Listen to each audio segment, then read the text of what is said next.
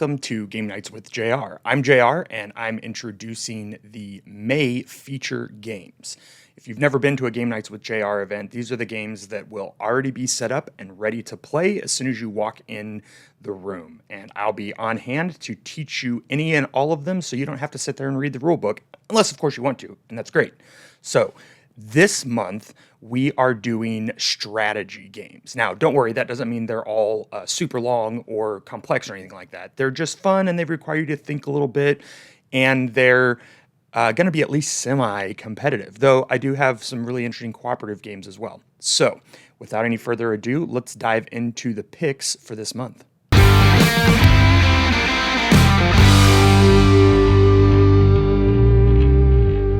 First up is the Sheriff of Nottingham. Now, this game will play up to 5, and it doesn't really have that much to do with Robin Hood. It's just a fun name. This is a bluffing game. Each character will take turns playing the sheriff, and all of the other characters will attempt to transport goods from city to city. Now, you can lie about how many goods you have or how much they cost to avoid paying taxes on them, but if the sheriff catches you in a lie, of course, you don't get to import them.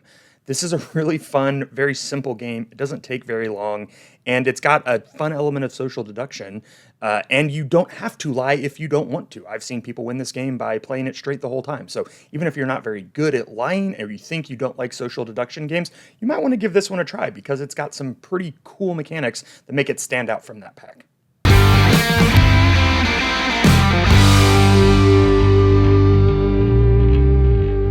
Next up is one of my newest acquisitions, but by no means a new game, Inca Gold.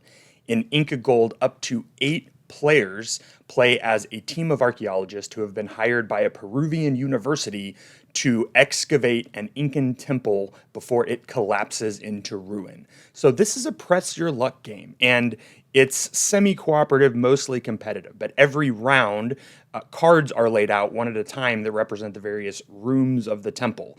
And after each card is revealed, you either collect the treasures on it or avoid the hazards that are on it, like snakes or spiders or even mummies. And the game continues, the round continues, I guess I should say, until 2 of the same kind of hazards have been drawn. And there's like 6 or 7 different ones in the deck. So after each room is revealed, you have to decide whether you're going to keep exploring deeper into the ruins or get out with whatever treasure you've already acquired.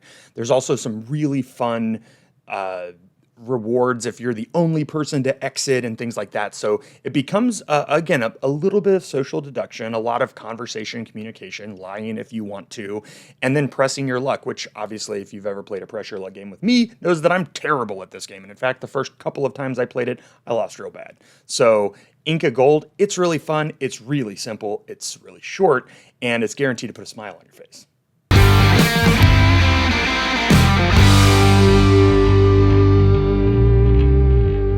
Winter Rabbit is another one of my brand new games. I just got this in the mail from a Kickstarter that I backed a couple of years ago.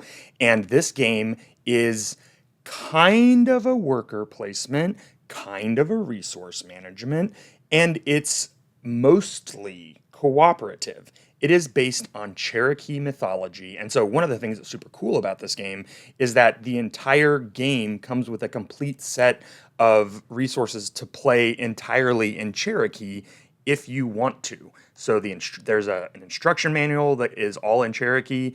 There is a whole set of cards that are all in Cherokee. And then, of course, English resources for those of us like me who can't speak Cherokee but still think that's super cool. There are a bunch of guides and helps and notes and even elements of the game that teach you some Cherokee mythology, and it's a beautiful game. The story of the game is that before humans existed, animals all lived together in a village. They got word that winter was going to be especially bad this year, and so they have 4 seasons to prepare to survive as a community. So each round, which is one of the seasons, you're placing various workers that may be yours or maybe someone else's or maybe the rabbit, which we'll come to in a second.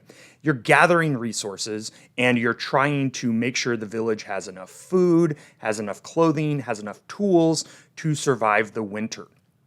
You're all doing this together. And in fact, if you haven't filled up those three elements of your storehouse by the time the game ends, everyone loses collectively.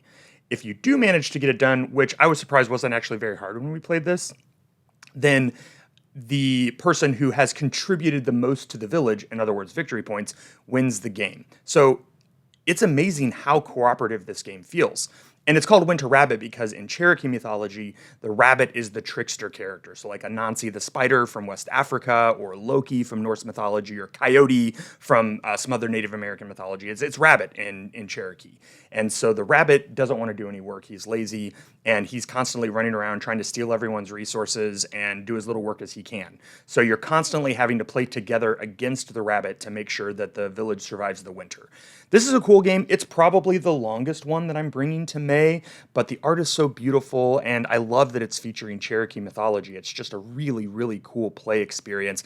And the mechanics are different enough that when some of the patrons and I got together to play this for the first play, we were really impressed by how differently the game plays and how different it feels from many other games that might be next to it on the shelf. This one will play up to 6, and I highly recommend that because you get to play as the different animals. They all have their own little powers, and again, I can't overemphasize how beautiful the game looks and feels. So you're definitely going to want to make a point to check out Winter Rabbit at one of the May game nights.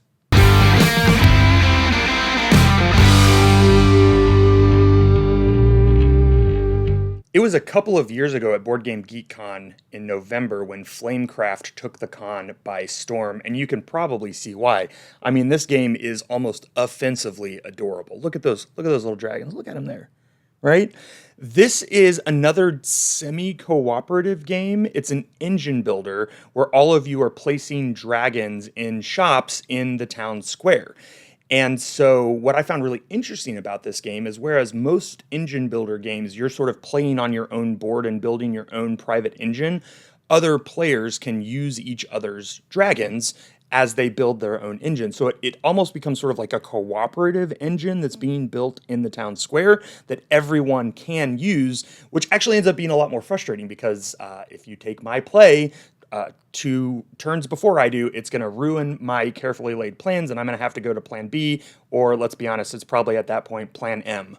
So Flamecraft is a blast. It's adorable. It's, again, a pretty simple game to play. The art is gorgeous, and it's really, really fun and pretty unique, at least when it comes to engine building games. So I think you'll really dig Flamecraft.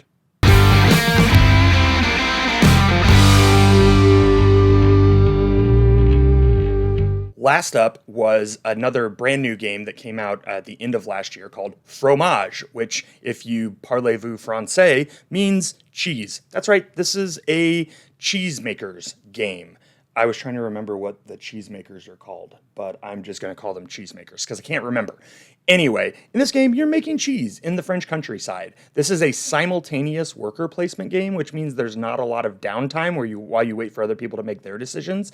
And it has a rotating board, which represents your cheese's aging. So it's really a fun game. It's got a lot of cool mechanics. And again, as you can see, the art is unique and playful and really, really really beautiful, and again, a completely different way from like Flamecraft or some of the other games, Winter Rabbit, some of that. So I think you'll really dig Fromage. It's a weird little game, but who doesn't love cheese? I know some of you lactose intolerant people, but we know you love cheese. It just makes your tummy sad. So this is a lactose-free way for you to share in the joy of cheese, right? It's good for everybody. And Fromage is going to be our last featured game at the May game nights. Okay, that's it for our May game nights. I'm excited to see you at them. Don't forget to watch our video about the changes coming to Game Nights with JR in May. It's kind of like a new introduction video that I'm putting out, so make sure you check on that because those changes take place immediately upon the first game night in May, which is at Nick's in Rowlett, but it's going to be going forward at all of our game night locations.